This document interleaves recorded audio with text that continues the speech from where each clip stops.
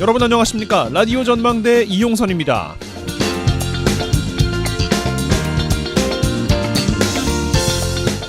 자녀 입시 비리 등으로 항소심에서 실형을 선고받은 조국 전 장관이 오늘 신당을 창당했습니다.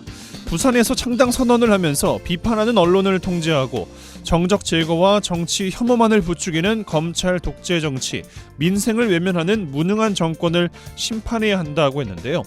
일단 민주당은 한 방을 빼는 모양새입니다. 민주당 주도의 위성정당을 추진하는 박홍근 민주개혁진보선거연합추진단장은 조 전 장관의 정치 참여는 집요한 공격과 갈등만 양산할 것이라면서 자중하라고 했습니다.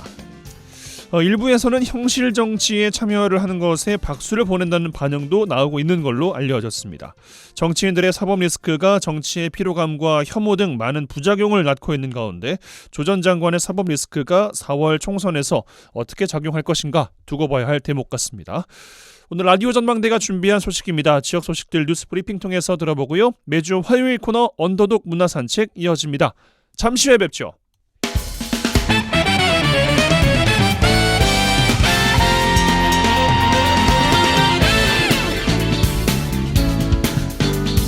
네, 2월 13일 화요일입니다. 라디오 전망대 시작합니다. 먼저 우리 지역 뉴스 정리해보죠. 뉴스브리핑 전남일보의 곽지혜 기자와 함께합니다. 전화 연결돼 있어요. 안녕하십니까? 안녕하세요. 네, 자, 설 연휴 마치고 일상으로 돌아온 첫날입니다. 연휴 기간 정리부터 해볼 텐데 동북권에서 발생한 사건 사고들이 있었어요. 네, 지난 9일부터 어제인 12일까지 전남 지역의 112 신고 접수는 1,534건으로 지난해 설 연휴에 비해서 무려 25.4%나 줄어들었다고 합니다. 이렇게 신고 건수가 예년에 비해서는 많이 줄어들었지만 그래도 연휴 기간 동부 지역 곳곳에서 사고가 잇따랐는데요. 먼저 지난 10일 여수공항에서는 한 남성이 비행기 탑승 전 난동을 부려 경찰이 출동하는 사건이 있었습니다. 해당 남성은 김포로 가는 비행기에 탑승하기 위해 출국장에 있었는데 닫혀있던 탑승구 문을 거칠게 흔들다가 이를 말리는 보안요원에게 폭행을 자행하기까지 했습니다. 남성이 이처럼 난동을 부린 이유는 황당하게도 비행기에 가장 먼저 탑승하겠다는 것이었는데요. 이 출동한 경찰관에게까지 주먹질을 해서 현행범으로 체포됐습니다. 또 고흥에서는 조업에 나선 60대 어민이 해상사고로 숨지는 안타까운 일도 발생했습니다. 여수해양경찰서는 지난 11일 오전 11시쯤 고흥군 포두면 오치리 앞 해상에서 69세의 한 어민이 갯벌 조업차 외출 후 귀가하지 않는다는 가족의 신고를 받고 수색에 나섰는데요.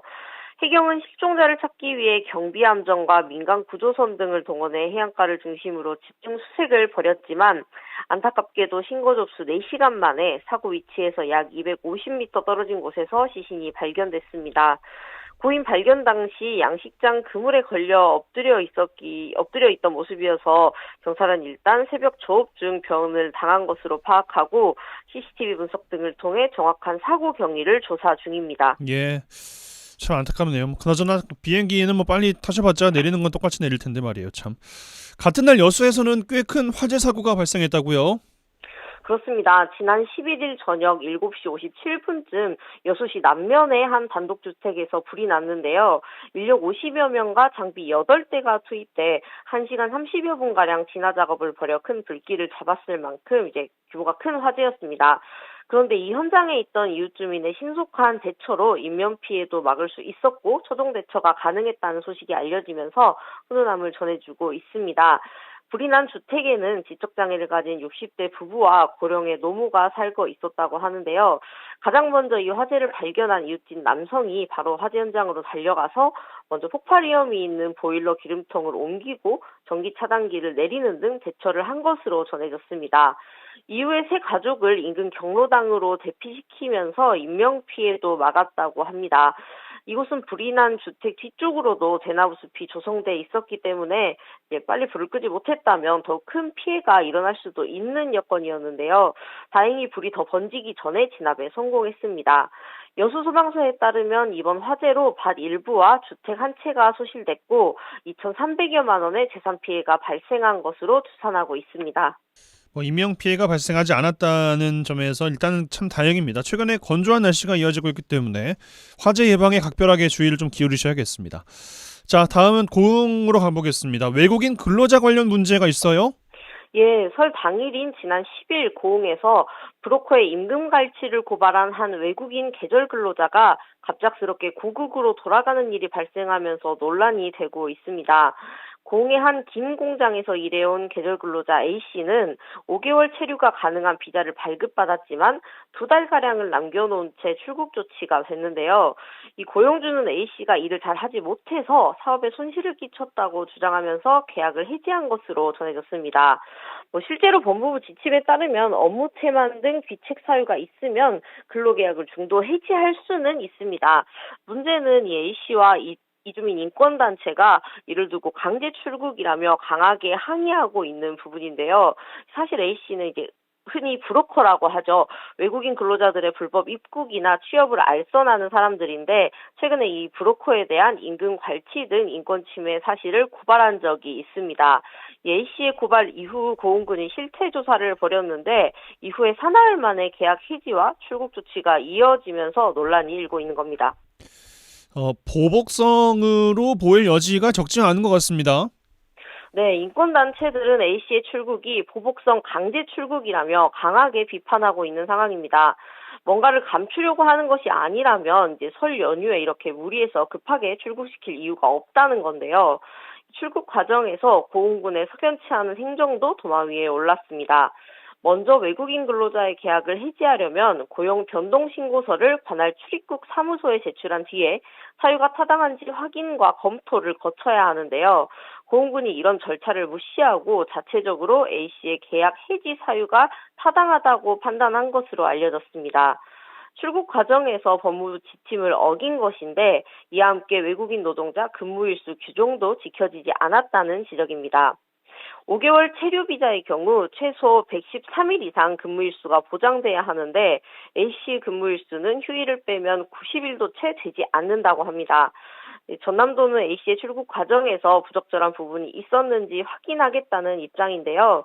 최근 지역에서 브로커의 임금 갈취나 폭행, 성추행 등으로 인한 외국인 계절 근로자의 인권 침해 내용이 계속해서 보도되면서 전남도가 전수조사에 나서고 또 대책을 강구하고 있는 만큼 이번 사안도 면밀히 살펴볼 필요가 있겠습니다. 예, 알겠습니다.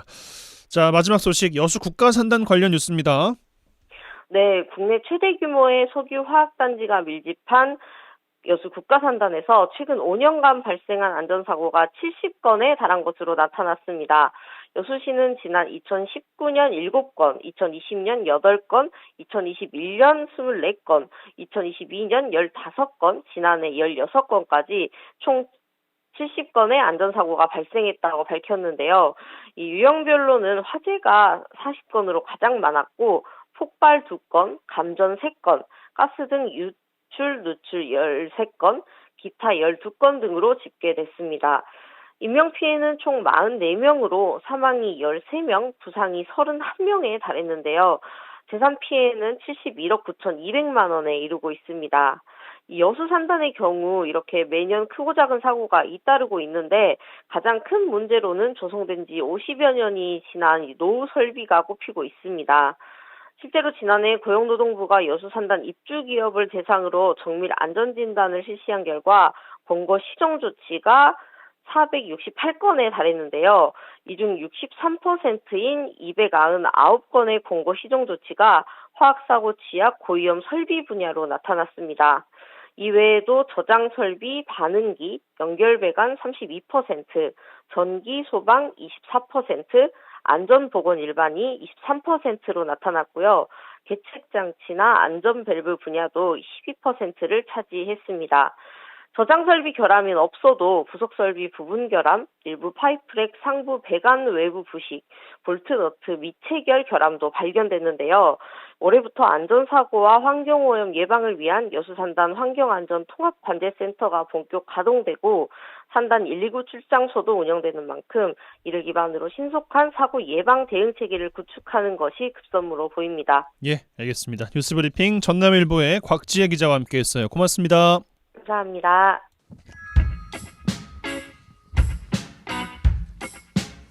그들의 이야기가 수면 위로 올라옵니다. 탑독이 되는 그날까지 언더독 토론. 매주 화요일 전남 동부권 언더독들의 핫한 토론 언더독 토론 시간입니다. 오늘 두 분과 함께 할 텐데요. 한 분씩 소개해드리죠. 이봉남 순천시의원 함께합니다. 어서 오십시오. 네, 반갑습니다. 순천의 큰딸 이봉남입니다. 네, 백성호 광양시의회 부의장 오셨습니다. 어서 오십시오. 네, 반갑습니다. 더 나은 내일을 만드는 진보당 광양시의회 백성호 의원입니다. 예, 두 분 연휴 어떻게 보내셨는지 궁금합니다. 먼저 백 의원님. 네, 연휴 오래간만에 만나는 가족들, 또 형제들, 부모님, 실은 이제 부모 형제라 하더라도 평소에 이제 자주 뵙기가 어렵기 때문에 네. 이렇게 이제 명절에 한 번씩 이렇게 전체가 만나서 그동안 어떻게 잘 살고 계신지 또 올 한 해 건강하시고 하시는 일 잘 되라고 덕담도 나누고 그런 시간들을 주로 많이 보냈습니다. 네. 연휴 말고 근황이라고 또 이야기하실 게 있습니까? 지난주에 저희들이 지난주 수요일이죠. 2월 7일 날 저희 광양시의 전체 의원님들하고 여수시의회 전체 의원님들이 그 이순신 대교 홍보관 앞에서 이순신 대교 그러니까 여수 국가산단 진입도로를 국도로 승격해달라는 공동 성명서를 발표를 했습니다. 소식 봤습니다. 예. 예. 우리가 이게 지금 계속 이순신 대교 국도 승격이라고 하니까 이순신 대교만을 놓고 이야기하는 것은 아니고 실제 이순신 대교를 포함한 여수 국가산단 진입도를 관련해서 얘기하는 거지 않습니까? 주장하는 근거로는 양쪽에 있는 국가산단이기 때문에 국가산단을 연결하는 도로이고 또 실제 국가산단에서 나오는 이 수해가 국가에서 거의 모든 수해를 다 본다. 이렇게 얘기하고 있고 특히나 이제 여수 같은 곳에서는 이야기하는 것이 여수 국가산단에서 매년 국세로 징수하는 금액이 한 6조 원 정도 된다고 합니다. 예. 6조 원의 1%만 하더라도 한 600억 정도 되거든요. 그러면 지금 현재 이순신 대교를 포함한 그 진입도로 유지보수 비용이 매년 한 80억에서 100억 정도 지금 들어갈 걸로 예상을 하고 있습니다. 그래서 국세로 징수하는 금액의 한 0.3%만 가지고도 충분히 유지보수할 수 있기 때문에 국도로 승격해줘도 국가에서 보면은 손해는 아니다. 저는 이런 생각이 듭니다. 그래서 빠른 시간 안에 국도로 승격되기를 바랍니다. 예, 알겠습니다. 근황까지 여쭤봤고 이봉남 의원님 연휴 어떻게 보내셨습니까? 네, 저도 다른 분들과 비슷하게 명절 보냈고요. 네.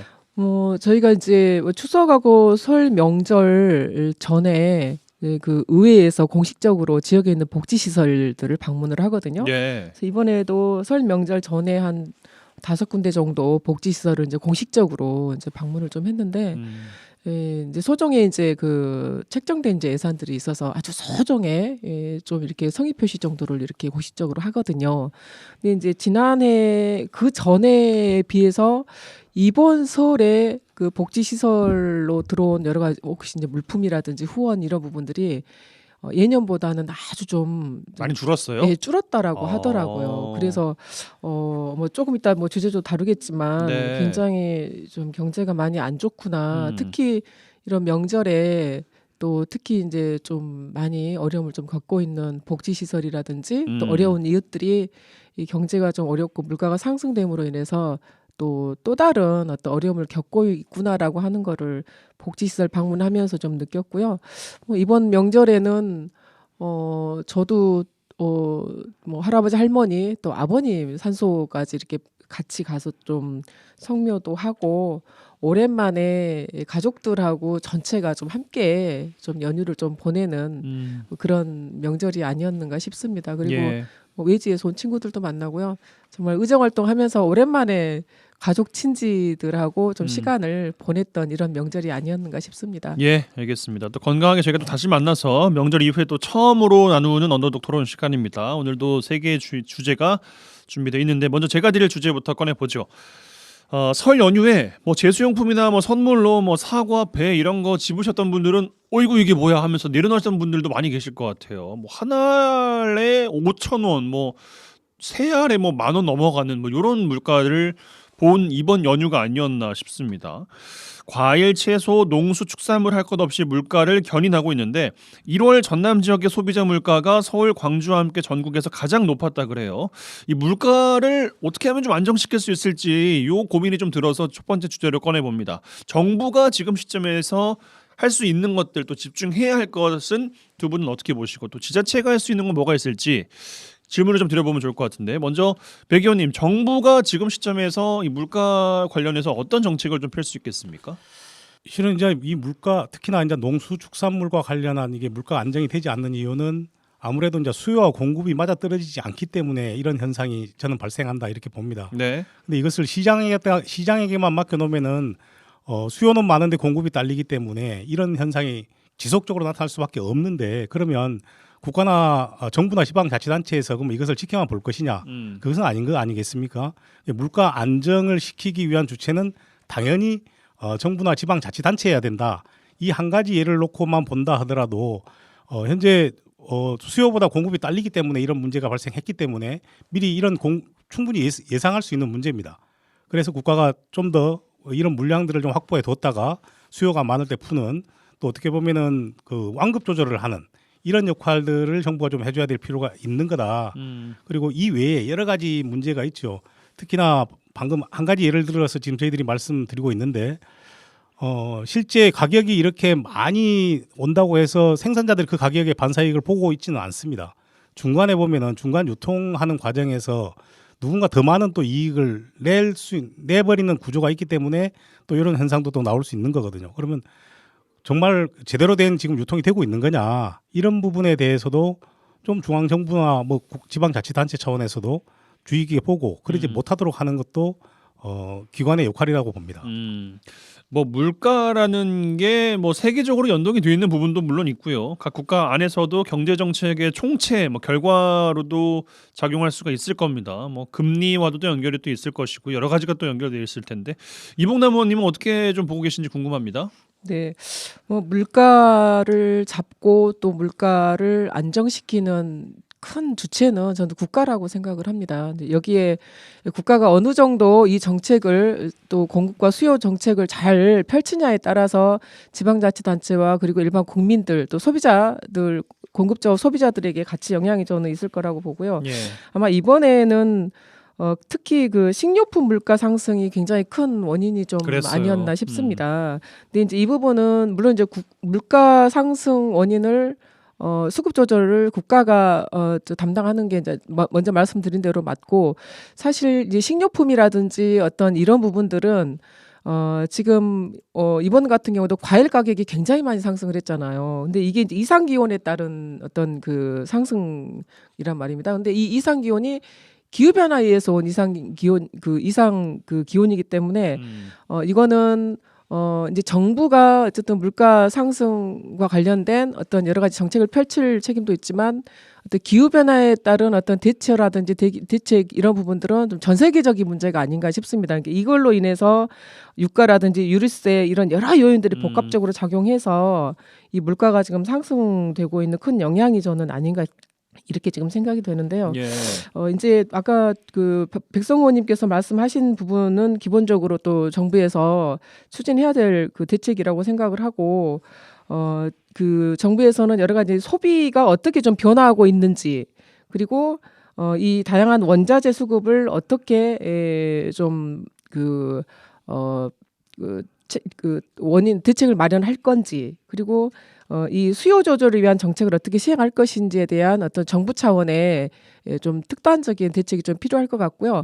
지금 이제 뭐 조금 있으면 총선이 지금 이루어질 텐데 각 지금 정당에서도 가장 지금 중요하게 경제 안정하고 물가 지금 안정을 지금 들고 있잖아요. 이런 부분들이 사실은 좀 국가뿐만 아니라 전 세계적인 영향이 같이 미치고 있기 때문에 특단의 좀 대책이 좀 필요하지 않을까 싶습니다. 알겠습니다. 뭐 정부 관련해서 백 의원님 더 주실 말씀 있으십니까?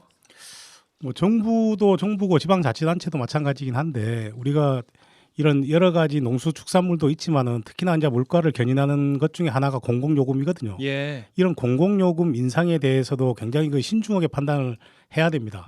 실제 우리가 지금 저희들이 사용하고 있는 전기나 가스나 뭐 수도나 상하수도 같은 경우 전부 다 보면 실제 생산비에는 부족한 요금을 징수하고 있는 건 사실입니다.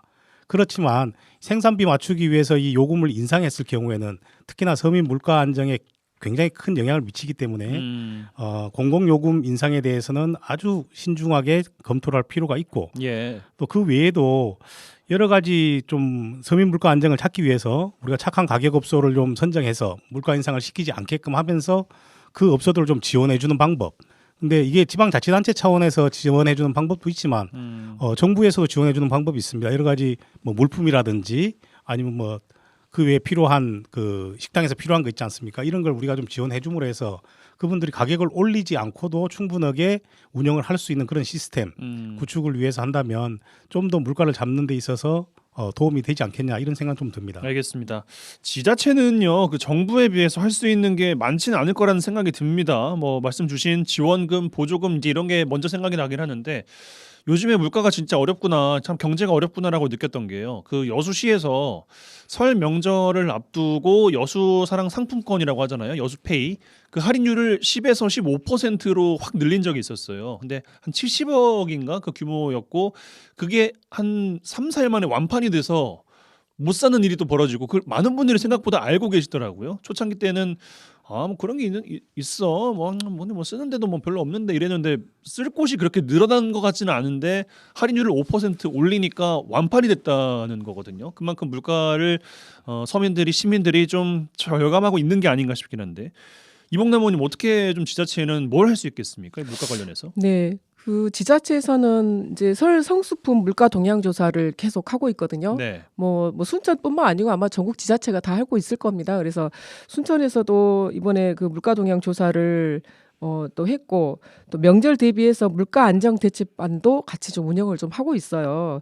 그런데 이제 방금 말씀하신 것처럼 지금 지역사랑 상품권이 실제 굉장히 그 사용할 수 있는 사용처가 굉장히 좀 많습니다. 그래서 이제 정부에서 지역사랑 상품권에 대한 어떤 지원도 좀 늘려야 되지만 지자체 차원에서도 지역사랑 상품권을 좀 많이 사용할 수 있도록 하는 어떤 이런 사용처라든지 또 이렇게 어떤 그 지원책이라든지 이런 게 좀 많이 늘어나야 된다고 생각을 하고 또 한편으로는 로컬푸드 그러니까 지역 식료품이나 지역 상품 그 로컬 푸드 매장을 가면 순천 같은 경우도 정찰제를 하는 그 물품들이 좀 많이 있습니다. 예를 들면 물가가 올라도 그 가격, 또 물가가 내려도 그 가격 해서 어떻게 보면 지역의 좀 로컬 푸드 매장을 많이 좀 이렇게 이용할 수 있도록 하는 부분도 어떻게 보면 지자체에서 좀 이렇게 물가 상승 대비해서 좀 할 수 있는 어떤 대비책이 되지 않을까 생각합니다. 예,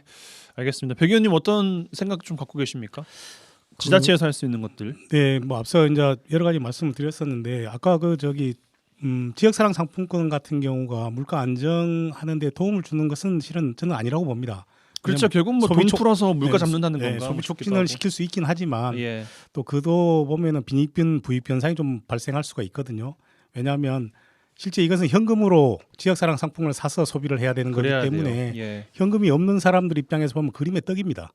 그래서 이것이 지역 경제 활성화에는 도움을 될 수 있지만 물가 안정에는 도움이 되는 것은 좀 미지수지 않겠냐라는 생각 들고 예. 저희들 같은 경우도 공공요금 인상과 관련해서는 의회의 동의를 받아야 되지 않습니까? 그래서 의회에서도 항상 뭐 생산비에 턱없이 부족한 우리가 요금을 징수하고 있다 올려야 된다라는 얘기를 하지만 이것이 서민 경제에 큰 영향을 미치기 때문에 신중해야 된다는 논리로 계속 반대를 좀 많이 하는 입장입니다. 근데 직접 운영하는 사람들 입장에서 보면 또 다르죠. 그래서 하여간에 뭐 저희 의회에서도 서민들의 주거 안정이라든지 아니면 물가 안정이라든지 이런 부분에 대해서 많은 관심 가지고 앞으로도 의정 활동을 계속 그렇게 할 수밖에 없다라는 말씀 좀 드리겠습니다. 알겠습니다. 이 정도로 제가 드린 주제는 마무리하고요. 잠시 광고 듣고 와서 두 분 언더독 패널들의 주제로 돌아오겠습니다.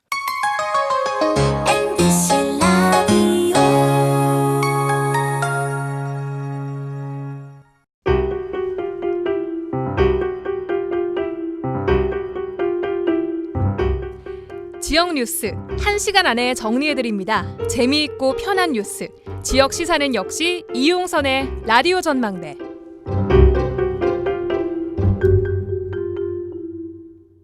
여수 MBC 라디오 전망대 함께하고 계십니다. 매주 화요일 시간 언더독 오늘 이봉남 순천시의원, 백성호 광양시의회 부의장 두 분과 함께하고 있습니다. 자, 두 분의 주제로 들어가 보겠습니다. 먼저 순천으로 갈까요? 이봉남 의원님 어떤 주제 꺼내시겠습니까? 작년 국가정원 박람회를 마치고 순천시의 미래 구상을 어떻게 할 것인가 여러 이제 고민도 하고 뭐 해외 또 시찰도 하고 이렇게 하면서 K 디즈니 순천 이제는 문화 콘텐츠 산업으로 하겠다 이렇게 이제 정했단 말이에요. 이제 미국 디즈니라는 기업 하나가 전 세계 경제에 막강한 영향력을 발휘한 것처럼 순천에서도 좀 세계에 내놓을 수 있는 문화 콘텐츠 기업을 육성해서 새로운 도시 순천 성장 동력을 삼겠다라고 하는 건데 이제 디즈니처럼 하나의 그 어떤 원형 콘텐츠를 뭐 애니메이션이나 또 영화나 음반이나 또 캐릭터 상품이나 또 뭐 출판, 뭐 장난감 이런 다양한 장르에 조금 변형해서 부가가치를 좀 극대화하겠다. 또 이걸로 지역 경제를 좀 활성화해보겠다라고 하는 이런 구상을 지금 하고 있는데요. 이제 발전 전략으로는 처음에 이제 캐릭터 공간이나 캐릭터 엑스포나 캐릭터 숍이나 이런 시장을 형성을 하고, 그 다음에 앵커 기업과 중소기업 같은 기업 유치를 통해서 스튜디오와 제작 기지를 대학과 함께 연계해서 클러스터를 조성을 하고 여기에 이제 창작과 제작을 통해서 콘텐츠 유통을 하고 후방 산업을 육성하겠다라고 하는 좀 원대한 이런 발전 전략을 지금 좀 세우고 있습니다. 예. 그리고 이제 여기에 그 새로운 그 추진 방향으로는 방금 말씀드린 이런 K 디즈니라고 하는 발전 전략을 그 4월에 개장을 좀 준비하고 있는 국가정원에서 먼저 적용을 해서 국가정원에서 피어나서 동천을 따라서 원도심으로 이어지는 문화산업으로 육성하겠다 이렇게 지금 발전 전략을 순천시가 잡고 있습니다. 예, 그러니까 뭐 만화, 웹툰 콘텐츠 기반으로 좀 확대를 해보겠다, 뭐 문화 광장으로도 좀 만들어 보겠다 이제 이런 구상인데 일단은 저희가 뭐 다 짚어볼 수는 없는 것이고 네. 그 정원박람회 안에다가는 뭐 어떻게 좀 해보겠다는 거예요?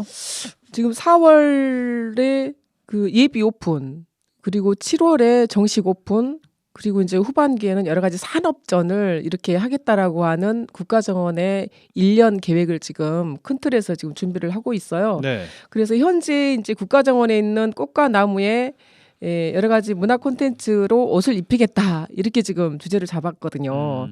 그래서 봄에는 방금 말씀드린 이제 계절별로 꿈의 달이나 노을정원이나 뭐 키즈가든, 뭐 시크릿 가든, 뭐 그다음에 이제 정원 드리모 이런 데에다가 좀 캐릭터를 조금 입히겠다라고 하는 거거든요.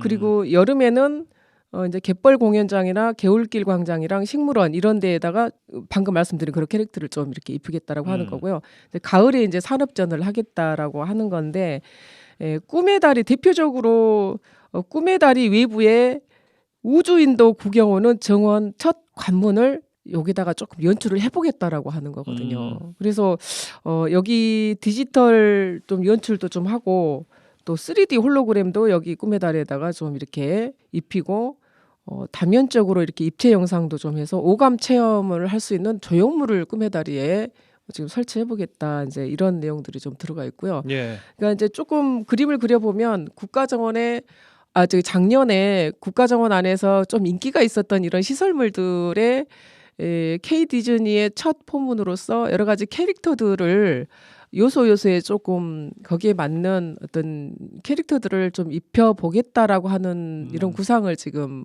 가지고 있습니다. 예. 그리고 이제 시설 면으로 보면 기존에 이제 동문은 유료로 하고 서문 쪽을 전부 이제 개방해서 시민들한테 무료로 지금 개방하겠다라고 하는 거거든요. 예, 이제 크게 달라진 거는 이제 이런 내용들입니다. 사실 뭐 1단계보다는 향후에 어떤 큰 그림을 그리고 있는지가 이제 중요할 텐데 그건 뭐 저희가 상세하게 알 수는 없을 것 같습니다만. 네. 백 의원님 이런 구상에 대해서 어떤 생각이 좀 드십니까? 이런 구상에 대해서 좀 꼭 좀 성공했으면 좋겠다. 그리고 이런 새로운 시도와 관련해서 이웃 사촌으로서 응원을 합니다. 잘 되기를 바라고.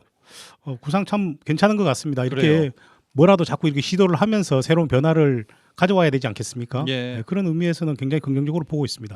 네. 덧붙일 말씀 있으십니까, 이봉남 의원님? 네, 지금 시에서 이렇게 크게 큰 그림을 K 디즈니라고 하는 부분을 이렇게 이제 발표를 했는데 좀 아쉬운 부분들이 좀 있습니다. 예. 이제 우리 그 의회에서도 1월 업무보고 때 여러 차례 좀 말을 우리가 조금 제안도 하고 지적도 하고 또 아쉬운 부분에 대해서 좀 피력을 많이 했는데요. 하나는 이제 K 디즈니라고 하니 여기에 들어가는 캐릭터들을 어떻게 할 것이냐. 디즈니 캐릭터로 할 것이냐, 예. 아니면 우리나라 캐릭터로 할 것이냐. 예, 그러니까 이 캐릭터에 대한 구체적인 어떤 지금 모습이 지금 잘 안 보인단 말이에요. 그래서 이 캐릭터를 잡는데 여러 가지 비용이라든지 캐릭터를 선정하는 과정이라든지 또 우리 순천에 맞는 캐릭터는 어떤 것인가라든지 사실 이런 그 콘텐츠에 대해서 굉장히 좀 궁금하고 지금 여기에 대한 세부적인 어떤 지금 구상들이 아직은 이제 그림에 지금 좀 안 보이고 있는 상태입니다. 두루미 캐릭터 들어오면 크게 뭐 성공할 것 같지는 모르겠습니다만. 예. 그래서 이제 디즈니 K 디즈니라고 하는 건 아마 디즈니에서 좀 이렇게 많이 각광을 받고 좀 세계적으로 이렇게 사랑을 받는 이런 뭐 미키마우스라든지 이런 캐릭터들을 좀 이렇게 많이 좀 활용을 하지 않겠는가, 입히지 않겠나 이제 이렇게 저희는 좀 보고 있고요. 네. 두 번째는 이 국가정원에서부터 시작을 해서 K 디즈니를 좀 시작하겠다라고 하는 구상 중에 좀 전에 제가 말씀드렸던 이제 꿈의 다리를 지금 리뉴얼하고 있는데 꿈의 다리는 그 2013년 그 정원 박람회 때 전 세계 16개국 14만여 명에 이르는 어린이들이 그 3인치 조각 그림으로 완성한 공공 미술관이라고 할 수 있거든요. 아마 가보셨을 거예요. 그래서 설치 미술가인 강익중 작가가 같이 이렇게 꾸며서 기획해가지고 만들어진 그 독특한 다리이고요. 한 사업비가 한 그때 당시 한 90억 정도 들어갔거든요. 그랬어요. 예. 근데 지금 이걸 리뉴얼하면서 이 그 3인치 정도 되는 그 어린이들의 그 그림을 다 지금 좀 띄었어요. 이 부분에 대해서 그동안에 10년이 넘게 또 이 많은 어린이들이 꿈을 담아서 또 여기에 작품을 만들었던 건데 이게 이렇게 지역에 그 참여했던 작가나 그 어린이들과 이 그리고 지역의 시민들하고도 이런 공감대가 좀 소통 없이, 예, 이렇게 알겠습니다. 이루어진 부분에 대해서 굉장히 아쉽게 생각을 하고 예. 이런 부분은 좀 지켜야 되겠다라고 하는 어떤 아쉬움들을 굉장히 많이 갖고 있습니다. 알겠습니다. 이 정도로 정리하고 광양으로 가겠습니다. 백 의원님 어떤 이야기 꺼내시겠습니까? 네. 설명들도 지나고 해서 좀 좋은 소식을 좀 가지고 왔습니다. 네. 뭐 매년 저희들이 봄이 되면 하는 게 광양 매화 축제입니다. 우리가 24년도에 전라남도 대표 축제로 선정된 제23회 광양 매화 축제가 올 3월 8일부터 17일까지 10일간 광양에서 열립니다. 다음면 일원에서 그 전하고 좀 많이 달라진 부분이 있어서 좀 소개를 좀 드릴까 합니다. 예. 첫 번째는 그 동안에는 이제 무료로 저희들이 입장할 수 있었는데 이번에는 수익 창출형 축제로 확립하기 위해서 입장료를 성인 1인당 5,000원씩을 받습니다. 이제 받는 게 이제 입장만 받는 것이 아니고 이 받은 입장료를 다시 지역 상품권으로 다시 되돌려줍니다. 5,000원 그대로요? 네, 그대로 예. 다시 돌려줍니다. 돌려서 지역 경제 활성화에 도움을 주기 위해서 이렇게 한다는 말씀 좀 드리고 그리고 항상 문제가 됐던 게 이제 교통 체계였습니다. 항상 그 거의 뭐 도로가 주차장화되는 문제가 있었기 때문에 이번에는 그 셔틀버스를 운행해서 이 교통 정체 부분을 좀 해소하기 위해서 노력을 해보겠다라는 것이고 그리고 다양한 지금 체험형 지금 프로그램들을 좀 많이 운영을 합니다. 그래서 이번 매화축제 같은 경우는 예전의 매화축제보다 더 발전하기 위한 시도들을 여러 가지를 많이 한다. 그래서 좀 소개를 좀 드리려고 오늘 주제로 좀 정해봤습니다. 새로운 콘텐츠를 많이 구상하겠다라는 게 이제 계획 아니었습니까? 뭐 네. 어떤 것들이 좀 추가가 됩니까? 지금 현재 저희들이 뭐 요즘에 많이 유행하고 있는 맨발 걷기 관련해서 이 둔치변에다가 맨발 걷기 길도 좀 조성을 하고 네. 뭐 체류형이 아니고 보통 보면 하루 왔다가 가는 그 관광이었지 않습니까? 그래서 1박 2일 체류형 프로그램도 운영을 좀 하고 또 섬진강 주변에서 지금 거의 뭐 수상으로는 움직임을 거의 이동을 못했지 않습니까? 그래서 백길 체험 행사라든지 아니면 여러 가지 광양에는 특히나 좀 먹거리가 좀 많이 있습니다. 그런데 이제 거의가 보면 이제 구이 정도가 많죠. 뭐 벚꿀이라든지 닭숯불구이, 소숯불구이, 소고기 이런 것들이 많이 있어서 이런 것들도 좀 한번 해볼 생각이고 그 외에 뭐 직거래 장터라든지 아니면은 지역에 있는 이런 뭐라 그러죠? 우리 이제 예술인들이 참여해서 직접 하는 공연도 좀 하고 해서 기존에 하던 매화축제에서 볼 수 없었던 여러 가지 프로그램들을 많이 운영을 한다라고 좀 홍보를 좀 하고 싶습니다. 예. 홍보 뭐 좋은데 이제 뭐 두 가지 이야기만 이제 질문 드리고 이제 마무리해야 될 것 같은데 네. 유료화 첫 번째 이제 네. 5,000원 이제 상품권 어쨌든 준다는 거긴 한데 그 사용처가 이제 어떻게 되느냐도 이제 중요할 것 같거든요. 네네. 뭐 식당에서 쓰거나 이제 그렇게 한다는 이야기인 겁니까? 이게 지금 현재는 이제 기본 계획이고 확정된 계획은 아니다. 이제 말씀을 좀 드리고 예. 이후에 조금씩 이제 변경은 될 겁니다. 근데 지금 현재는 성인 1인당 5,000원의 입장료가 있을 것이고 대신에 이제 무료로 되는 분들도 있습니다. 65세 이상이나 기타 뭐 장애인이나 국가 유공자 같은 경우 무료이긴 한데 지역 사랑 상품권을 당초 저희 의회 와서 보고할 때는 다음면 일원에서만 사용하는 걸로 이렇게 이야기를 했는데 저희 의원님들 의견은 뭐였냐면은 광양시 전역에서 다 소비할 수 있도록 하는 게 좋지 않겠냐라는 예. 의견이었었는데 현재는 지역에 있는 상공인들하고 충분한 협의가 되지 않았기 때문에 다음면 일원과 그리고 전통시장하고 얼마 전에 개장했던 우리 그 수산물 유통센터가 있습니다. 예. 예, 수산물 유통센터에서라도 일단 사용이 가능한 걸로 한번 해보자.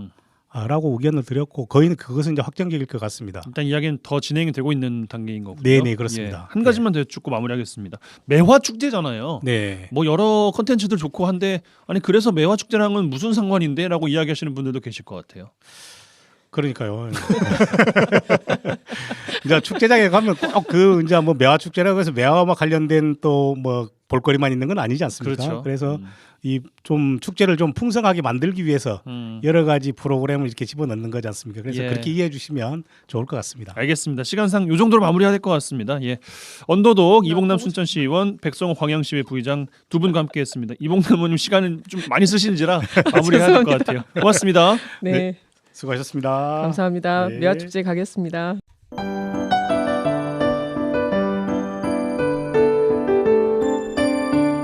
라디오 전망대 문화 산책. 네, 문화 산책 시간입니다. 김지연 리포터 나와 계세요. 어서 오십시오. 안녕하세요. 자, 연휴 끝난 이번 주는 어떤 분 만나고 오셨습니까? 네, 구혜민 피아니스트를 만나고 왔습니다. 무대에 함께 서는 피아니스트에게 반주자라는 단어를 쓰는데요. 여수 시립합창단에서 다양하고 아름다운 소리를 가진 단원들과 호흡을 맞추며 피아노의 목소리로 또 피아노로 노래하듯이 곡마다 어울림을 찾아가고 있습니다. 음악적 완성도는 물론 한국음악협회 여수지부 피아노분과 이사로서 올 한 해 바쁘게 지낼 예정인 구혜민 피아니스트 이야기 들어보시죠. 안녕하세요. 여수 시립합창단 피아노 반주로 그다음에 한국음악협회 여수지부 피아노분과 이사로 활동하고 있는 구혜민입니다. 반갑습니다. 지금 여수 시립합창단과 함께 하고 계시는데 언제부터 활동을 하신 거예요? 제가 졸업하고 바로 2002년에 졸업하고 와서 비상임 단원으로 시작을 했어요. 비상임을 거쳐 상임이 되고 지금까지 있는 거죠. 그러니까 네, 오래됐죠. 졸업하고 바로 들어올 수 있는 케이스가 좀 쉽지 않은 거 아니에요? 그러니까 어떻게 그때 자리가 또 났고 비상임으로 운이 좋은 거예요. 그렇죠. 네. 운도 좋고 실력도 좋고. 네, 이제 실력은 그렇다 치더라도 실력이 있어도 자리가 없으면 들어갈 수 없거든요. 근데 그 시기에 어떻게 자리가 돼서 들어가게 됐죠. 그래서 너무 감사한 일이죠, 저한테는. 요즘에는 너무 밖에서 공부를 많이 하고 온 사람들도 많고, 그런데 이런 자리를 들어오고 싶어도 자리가 없어서 못 들어오거든요. 전국적으로도 다 마찬가지고. 네, 마찬가지죠. 전국적으로. 윗지방 가면 더 심하죠. 공부를 하고 온 사람들이 더 많기 때문에. 근데 감사하게도 자리가 돼서 들어오게 되는데 또 그게 인연이 돼서 이렇게 올해까지 하고 있는 거죠. 고향에서 그 또 끊임없이 노력을 했기 때문에 지금 이 자리에서 또 계속 유지를 하고 있는 거잖아요. 근데 시립합창단이 또 시험이 있어서 계속 유지를 한다는 것도 쉽지 않은 일이거든요. 그렇죠. 저희 매년 한 번씩 1년에 한 번씩 평정이 있어서 단원들이 다 열심히 그 시기가 오면 정말 열심히 준비를 해요. 미리부터 준비를 해서 이제 그때 가까이 오면 더 열심히 하는 거죠. 본인 스스로. 왜 음악한 사람들은 자존심 있거든요.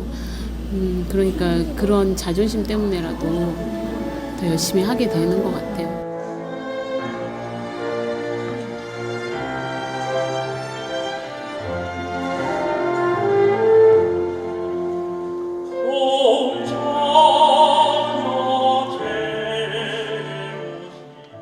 피아노만 연주했을 때랑 또 지휘자와 맞추고 합창 단원들의 목소리와 맞추고 다양한 사람들, 다양한 상황에서 연주를 하게 되잖아요. 차이점들이 있어요. 혼자 독주를 하게 되면 아무래도 내 안에 가지고 있는 것들을 다 끄집어내서 그 무대로 아예 내 혼자서 가득 채워야 되는 거지만 합창 뭐 노래하는 사람이나 저는 반주를 하고 그런 사람들은 아무래도 서로 어울려져서 이게 음악이 나와야 되는 거기 때문에 자기 자신을 좀 더 내세우기보다는 어울림. 아, 내가 조금 여기서 줄여볼까? 합창이 좀 더 돋보이게. 여기는 그러면 내가 조금 더 돋보이게 해볼까? 약간 그런. 그 다음에 여기는 좀 같이 조화를 이뤄볼까? 그런 부분들이 완전히 다르죠. 솔로와 그런 합창이나 이렇게 어울려서 하는. 어떤 게 더 재밌어요? 각기 매력이 있긴 한데, 저는 지금 이제 반주를 하고 있은 지가 오래되고 해서 반주를 하는 부분에 있어서도 재밌어요. 각자의 그런 장점이 있고 각자의 그런 매력이 있기 때문에 그 할 때마다의 그런 느낌이 조금씩 다른 것 같아요. 근데 저는 이제 합창이나 같이 어우러져서 실내악이나 아니면 솔로 반주를 하거나 그런 부분 함께 할 수 있다는 것이 네 매력 있어요. 공부는 계속 하고 싶은 생각은 있어요. 그러니까는 반주자지만 내 혼자서 할 수 있는 그런 솔로곡들을 더 공부를 한달지 뭐 그런 부분에 있어서는 생각이 있긴 한데 이제 그거를 하다 보면 욕심이 좀 더 생기겠죠. 내가 이거를 가지고 내 무대를 한번 이렇게 준비를 해볼까 이런 욕심이 생길 수는 있는데 지금 당장은 그냥 공부하고 싶은 생각, 배우고 싶은 그런 생각은 있죠.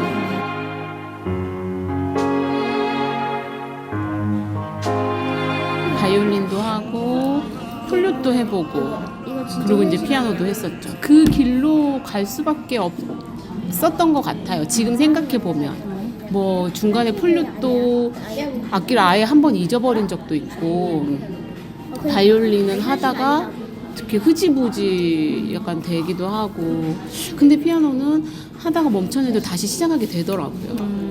그래서 지금 생각하면 내가 가야 될 길이 이 길이어서 이렇게 일들이 이렇게 됐나 이렇게 생각이 드는 거죠.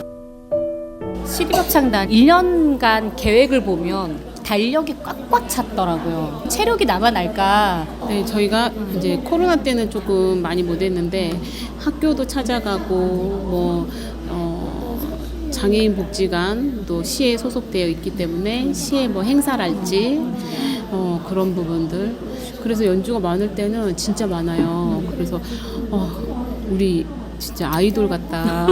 약간 아이돌 스케줄 아니냐. 막 하루에 2탕도 뛰고 막 그런 적이 있는데 이제 우스갯소리로 그런 얘기들을 서로 하죠. 근데 이제 자기네들이 또 관리를 해요. 운동도 하고. 피아노는 어떤 관리를 해야 돼요? 설거지도 안 하고 그러지 않아요? 손목이나 이런 거 조금 드는 데 있어서 조금 머리를 더 쓰죠. 오른손이 조금 더 힘들면 왼손을 조금 더 쓴달지. 아무래도 피아노를 많이 치고 그러면은 허리도 아프고 뭐 이렇게 어깨나 손목이나 이런 데가 힘들 수밖에 없거든요. 고질병이 있어요? 예, 있죠. 아주 예민하게 생활 속에서 그런 식으로 아프면 또 물리치료도 받으러 다니고 그래요. 결혼을 하셨잖아요. 자제분이 있으시고 아이를 어렸을 때 안고 그러면 손목이 대부분 엄마들이 다 힘든데 그래도 엄마의 그런 입장에 서기 때문에 그렇다고 마냥 우는 아이를 그냥 눕혀만 놓을 수 없잖아요. 안고 막 업고 있고 허리가 막 아프지만 다른 엄마들은 똑같이 그렇게 아이를 키우죠. 네. 그럼에도? 그렇죠. 그럼에도 또 내가 해야 될 일은 또 이 일이니까 하죠. 어떤 스타일이에요? 저는 조금 새로운 거를 조금 힘들어하는 지휘자에 따라 달라질 수도 있지만 저 반주자는 굉장히 힘이 있어. 굉장히 색깔들이 다양할 거 아니에요. 피아노라는 악기는 남자 악기거든요. 타악기고 건반을 때리니까 타악기에 속하고 저는 아무래도 조금 더 부드럽고 좀 섬세한 그런 쪽이 좀 제가 좀 더 편한 것 같아요. 가장 어려웠던 곡이 있었어요 혹시? 아니 네. 워낙 대작들도 많이 했었어가지고. 메시아나 베토벤 9 심포니 같은 경우는 피아노 반주로 연주를 하지 않거든요. 오케스트라 반주로 연주를 하는데 연습을 할 때 이제 저희는 매번 오케스트라로 놓고 연습을 할 수 없잖아요. 그러니까 피아노로 하는데 그런 거는 정말 표현하기가 힘들어요. 왜냐하면 오케스트라 편곡이기도 하고 또 메시아 같은 경우는 바로 그 시기에 썼던 피아노랑 지금 피아노랑은 또 다르고 기법이 또 조금 그래요. 그래서 오케스트라 편곡된 그런 곡들이 정말 어렵죠. 아주 고전이고 위대한 곡들이지만 그런 거를 피아노로 표현하기는 어렵죠. 연습만 하고 가서도 집에 가서 녹초가 될 것 같은데. 혼자 연습을 하고 합창단이랑 같이 연습을 해야죠. 몇 시간 정도 연주를 하는 거예요? 연습이요? 네. 저희 연습은 저희는 9시에 출근해가지고 3시까지 근무인데 중간에 점심시간 있고 연습하고 또 잠깐 쉬는 시간 하고 연습하고 뭐 이런 식으로 연습을 하고 있어요. 개인 연습하는 부분도 있고 개인 연주가 있으면 또 퇴근 이후에 또 연습도 하기도 하고. 올해 혹시 어떤 계획 갖고 있어요? 올해도 역시 바쁘시겠죠? 네, 올해는 이제 더 바빠질 것 같아요. 연주도 많아질 것 같고 저희 이제 저는 어차피 합창단에 소속이 되어 있으니까 그래서 그런 연주 활동하면서 또 아이 키우면서 그렇게 지내지 않을까 싶네요. 저한테 주어진 일들을 또 감당해내면서 음역 일도 하면서 네, 그럴 것 같아요.